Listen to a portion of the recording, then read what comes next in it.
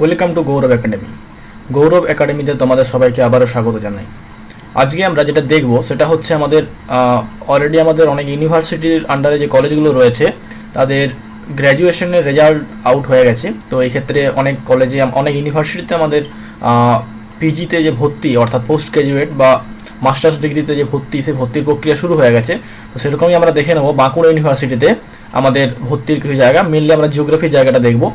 তো বাঁকুড়া ইউনিভার্সিটিতেও আমাদের ভর্তি প্রক্রিয়া শুরু হবে আর 2-3 দিনের মধ্যেই। তো আমরা সেক্ষেত্রে এর ডেটগুলো আমরা একটু দেখে নেবো বাঁকুড়া ইউনিভার্সিটিতে।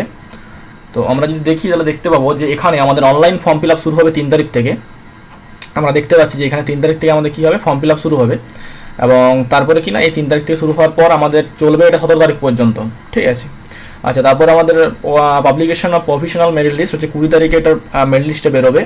এই মেরিট লিস্টের যদি কোনো কারেকশন করতে হয় অর্থাৎ কোনো যদি ভুল থাকে তাহলে সেক্ষেত্রে কারেকশন করার টাইম হচ্ছে 20 থেকে 22 তারিখ, ঠিক আছে। সেটা হচ্ছে আমাদের সেপ্টেম্বরের।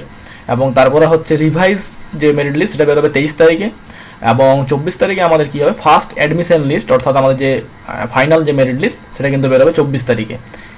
অ্যাডমিশন আমাদের চলবে 24 থেকে 27 তারিখ পর্যন্ত এবং তারপরে আমাদের 1 তারিখে আমাদের সেকেন্ড যে অ্যাডমিশন লিস্ট সেটা বেরোবে এবং 3 তারিখ থেকে অর্থাৎ অক্টোবরের 3 তারিখ সেখানে আমাদের কী হবে, আমাদের ভেরিফিকেশন হবে অর্থাৎ ফিজিক্যাল ভেরিফিকেশন অ্যান্ড তারপরে আমাদের ক্লাস শুরু হবে তারপর থেকে, ঠিক আছে। তো এটা কিন্তু আমাদের এখানে টোটালি দেওয়া রয়েছে। তো সেই জিনিসটা আমাদের একটু দেখে নিতে হচ্ছে। এবার আমরা দেখব যে এখানে আমাদের যে ইউনিভার্সিটি রয়েছে বাঁকুড়া ইউনিভার্সিটি তার আন্ডারে আমাদের কী কী কোর্স রয়েছে এবং আমাদের কী কী এখানে আমরা পড়তে পারবো। ওকে, তো আমরা যদি দেখে নিই আমরা দেখতে পাবো যে এটা টোটালি কোনো এন্ট্রান্স এক্সাম হচ্ছে না, টোটালি আমাদের নাম্বার বেসিস বা মেরিট বেসিসে বলতে পারো যে আমাদের সেটাই কিন্তু হবে। অর্থাৎ আমাদের গ্র্যাজুয়েশনের যে নাম্বার বা গ্র্যাজুয়েশনের যে মার্কস সেই মার্কস অনুযায়ী কিন্তু এটা হয়ে থাকবে, ঠিক আছে। তো সেক্ষেত্রে দেখতে পাবে প্রত্যেকটা সাবজেক্টের ক্ষেত্রে ম্যাক্সিমাম সাবজেক্টের ক্ষেত্রে দেখতে পাবে যে আমার যদি হয় কি বলে, আমার যদি তোমার অনার্স হয় তাহলে সেক্ষেত্রে তোমার অনার্সের ক্ষেত্রে মানে তোমার যদি অনার্স তো অবশ্যই করেছো তাহলে সেক্ষেত্রে 45% লাগছে, ঠিক আছে। আর যদি আমাদের SC ST বা ফিজিক্যাল হ্যান্ডিক্যাপ যদি হও তাহলে সেক্ষেত্রে 40%। ওকে, তো এটা কিন্তু গ্র্যাজুয়েশনে আমাদের মানে যে মার্কসটা দরকার সেটা তো সব সাবজেক্টের ক্ষেত্রে সেম 45%। আর তোমার যদি রিজার্ভেশন থাকে তাহলে সেক্ষেত্রে 40%-এর কাছাকাছি, ঠিক আছে, বা 40%ই বলতে পারো।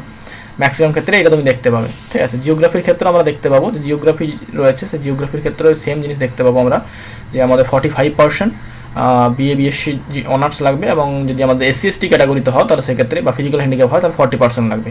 আচ্ছা, এখানে একটা কোর্স রয়েছে জিও ইনফরমেটিক্স। তো জিও ইনফরমেটিক্স কোর্সের জন্য কী দরকার, honours from any science subject, এছাড়াও জিওগ্রাফি বি অর্থাৎ আমাদের এবং বিটেক এই কোর্সগুলো থাকলে তুমি কিন্তু কী করতে পারবে, আমার জিও ইনফরমেটিক্স বা রিমোট সেন্সিং GIS এর যে কোর্স সেটাই তুমি অ্যাডমিশন হতে পারবে, ঠিক আছে। যাই হোক, সেটা সম্বন্ধে আমরা দেখছি একটু পরে।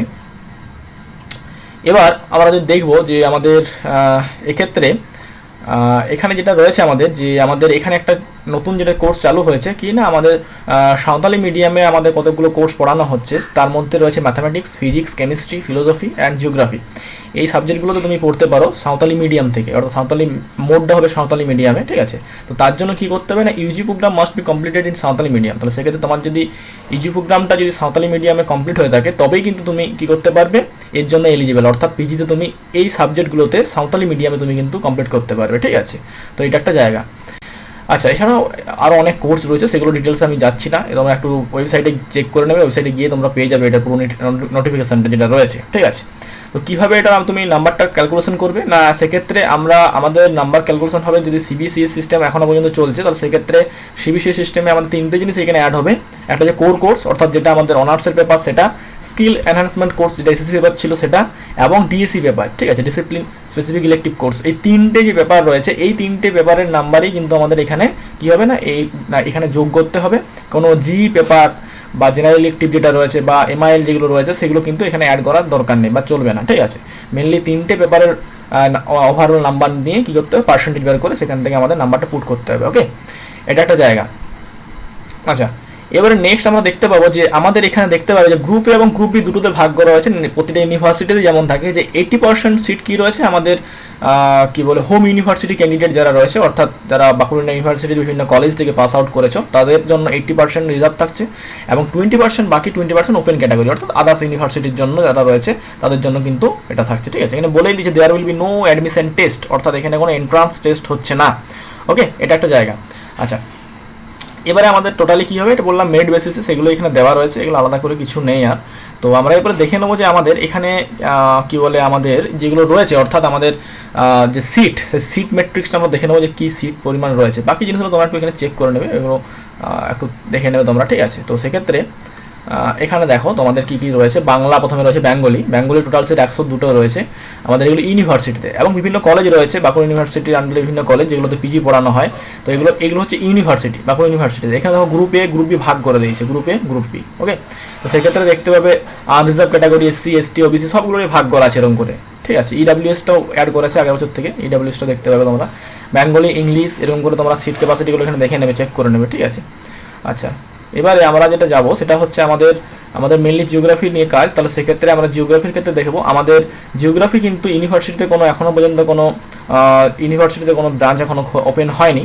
তো সেক্ষেত্রে আমাদের এই যে জিওগ্রাফিটা দেখতে পাচ্ছ তুমি, এই জিওগ্রাফিটা হচ্ছে সাঁওতালি মিডিয়ামের জন্য, ঠিক আছে। এটা কিন্তু কখনোই দেখবে না, তোমরা হয়তো ভুল করে দেখবে জিওগ্রাফি বাঁকুড়া ইউনিভার্সিটিতে রয়েছে, কিন্তু এটা হচ্ছে সাঁওতালি মিডিয়ামের জন্য, ঠিক আছে। টোটাল 20টা সিট রয়েছে, মানে সাঁওতালি মিডিয়াম বলতে সাঁওতালি ভাষাতে তোমাকে এটা পড়তে হবে জিওগ্রাফিটা, ওকে।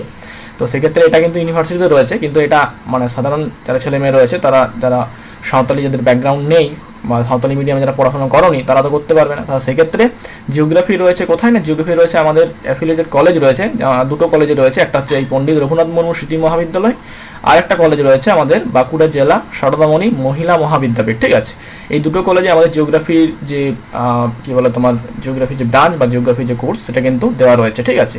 তার মধ্যে তুমি দেখতে পাবে আমাদের জিওগ্রাফির ক্ষেত্রে পণ্ডিত রঘুনাথ মুর্মু স্মৃতি মহাবিদ্যালয়, তো সেখানে 30টা সিট রয়েছে টোটাল। তার মধ্যে গ্রুপ এতে 24টা, অর্থাৎ হোম ইউনিভার্সিটির স্টুডেন্টদের জন্য 24টা, এবং বাইরের ইউনিভার্সিটির জন্য 6টা সিট রয়েছে। এবারে এগুলো ভাগ করে দেওয়া রয়েছে, তোমরা একটু দেখে নেবে, ঠিক আছে। আনরিজার্ভের জন্য 11টা, ঠিক আছে। ফিজিক্যাল হ্যান্ডিক্যাপ যারা আনরিজার্ভ রয়েছে একটা, এরকম করে অনেকগুলো ভাগ করা রয়েছে, তোমরা একটু চেক করে নেবে, ওকে। আচ্ছা, এছাড়াও জিও ইনফরমেটিক্স কোর্স, ঠিক আছে, আমাদের বাঁকুড়া ইউনিভার্সিটির একমাত্র কলেজ যেখানে জিও ইনফরমেটিক্স কোর্স করানো হয়।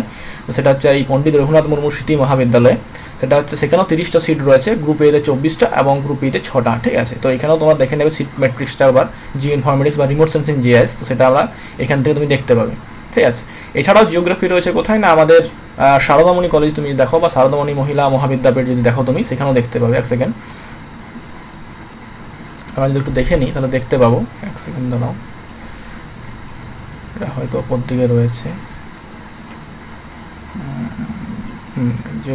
জিওগ্রাফি এই ক্ষেত্রে এটা সারদামণি কলেজের, হ্যাঁ, বাঁকুড়া জেলা সারদামণি মহিলা মহাবিদ্যাপীঠ। সেখানে বেঙ্গলি পিজি রয়েছে, ইংলিশ রয়েছে, হিস্ট্রি, মিউজিক রয়েছে, এছাড়া জিওগ্রাফি রয়েছে, ঠিক আছে। জিওগ্রাফির ক্ষেত্রে দেখতে পাবো টোটাল 48 সিট রয়েছে এখানে, কটা টোটাল 48টা সিট কিন্তু আমাদের এই সারদামণি কলেজে কিন্তু দেখতে পাবে তুমি। তার মধ্যে 38টা হচ্ছে আমাদের হোম ইউনিভার্সিটি স্টুডেন্টের জন্য, এবং বাকি 10টা রয়েছে আমাদের ওপেন ক্যাটাগরি, সবাইকার জন্য, ওকে। তো তার মধ্যে সিট ম্যাট্রিক্সটা তোমরা একটু দেখে নেবে, এখানে এটা কিন্তু রয়েছে। এবার আমরা দেখবো ফি স্ট্রাকচার কী কী রয়েছে এখানে, ফি স্ট্রাকচার। তো সেক্ষেত্রে আমরা দেখবো আমাদের জিওগ্রাফিটা দেখবো, বাকিগুলো আমাদের দেখে তোমরা একটু যেটা দরকার সেটা দেখে নেবে।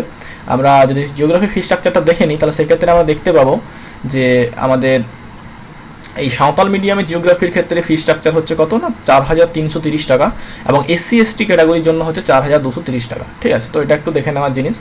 আচ্ছা, আর কি রয়েছে আমাদের নর্মাল যে কলেজগুলো রয়েছে তার ফি স্ট্রাকচারটা আমরা দেখবো। হ্যাঁ, পিআরএমএস মহাবিদ্যালয় অর্থাৎ পণ্ডিত রঘুনাথ মুর্মু স্মৃতি মহাবিদ্যালয় পিজি কোর্স যেটা রয়েছে, তার মধ্যে জিওগ্রাফি ফি স্ট্রাকচার হচ্ছে 8,600 টাকা, এটা তোমাকে ইউনিভার্সিটিতে পে করতে হবে। তারপর ফি স্ট্রাকচারটা কমে যায়, অর্থাৎ এরপরে পরবর্তী ক্ষেত্রে তোমার এই ফি স্ট্রাকচারটা কমে গিয়ে 7,300 এরকম সামথিং হয়ে যায়, ঠিক আছে। মানে প্রথম সেমিস্টারটা 8,600, তারপর 7,300 এরকম করে লাগে আর কি, ঠিক আছে। আচ্ছা, তারপরে তোমার আর কি রয়েছে জিও ইনফরমেটিক্স প্রথমে লাগবে 14,000 টাকা, তারপরে এটাও যখন পরবর্তী সেমিস্টারগুলো তুমি অ্যাপ্লাই মানে পেমেন্ট করবে তখন কিন্তু এটা 1,000 বা 2,000 টাকা কমে যায়, ঠিক আছে। যাই হোক, তো এটা কিন্তু তোমাদের ফি স্ট্রাকচার তোমরা দেখতে পাচ্ছ। তো এই জিনিসটা একটু তোমরা খেয়াল করে নেবে এখানে, আর সেরকম কিছু নেই। এবার তোমরা যদি এই কলেজগুলোর ওয়েবসাইটে যেতে যাও তাহলে সেক্ষেত্রে তোমরা এখান থেকে চেক করতে পারবে।